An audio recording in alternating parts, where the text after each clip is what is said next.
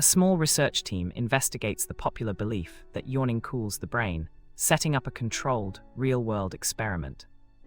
Participants watch a lecture, perform timed tasks, then alternate yawns and rest, while infrared temperatures track skin and forehead heat. Scientific explanations show brain temperature rises with activity, and that facial blood flow from yawning may not lower core temperature.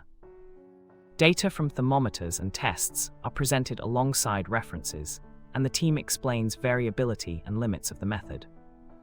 The result challenges the myth by showing negligible brain cooling from yawning, while suggesting that hydration and sleep quality matter more.